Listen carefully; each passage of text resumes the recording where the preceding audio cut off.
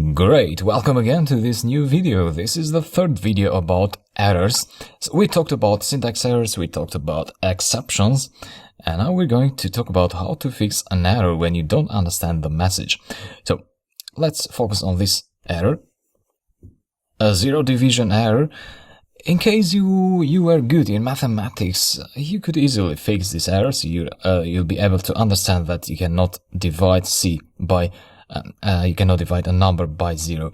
So you'd fix this by removing this expression here. However, if you are not that good in mathematics, you may find this difficult to understand. In that case, the fastest way to fix this error is by copying this line here, Ctrl-C. So select it, copy it with Ctrl-C or right-click and copy there, and then go to Google. Just paste it. Now, on Google, this got around 100,000 results, so Python is very popular, and you'll get a solution for almost every problem that you'll get with Python. So before looking at documentation or asking a question somewhere, it's very likely that someone else has had your issue before, and they have asked a question about that, and there is a solution about that as well. And a very good question and answer website is stackoverflow.com. And almost always when you search for an error on Google, the first results will be from Stack Overflow. Someone has asked a question with this title. It says, I faced an error when I ran the program using Python. So it's the same exact error as you, like that. How to avoid that error. And it also talks about the desired output. And there are two answers for this question.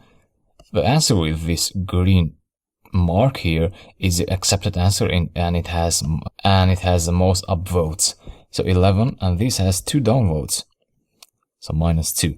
Actually, the difference between upvotes and downvotes is in the favor of downvotes.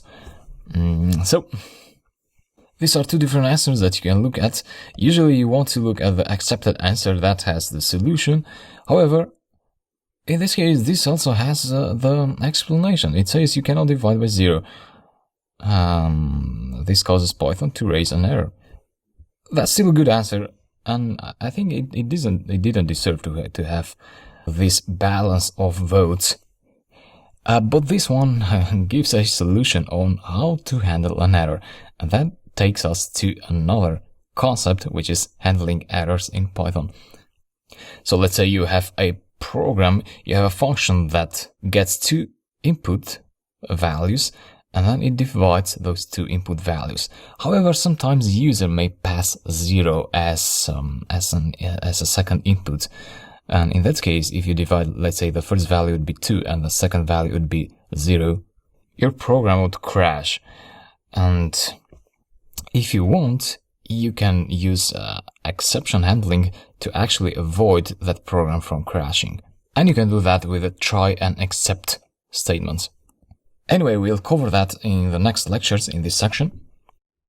So this was about searching for an error on Google, and you can easily find the solution to that.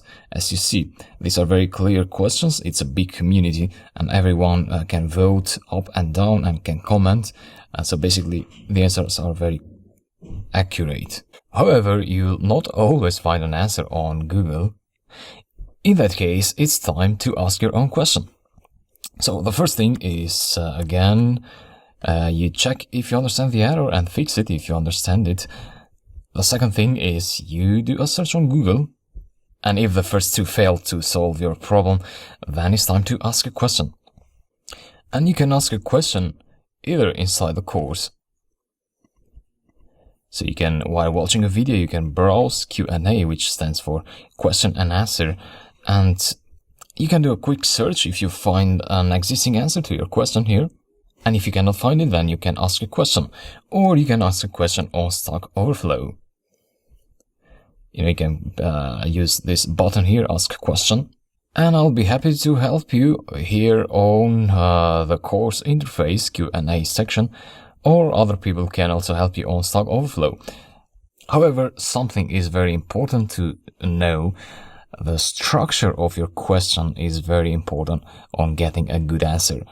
You know, sometimes there are very bad questions, like, let's say, my code is not working, how do I fix this?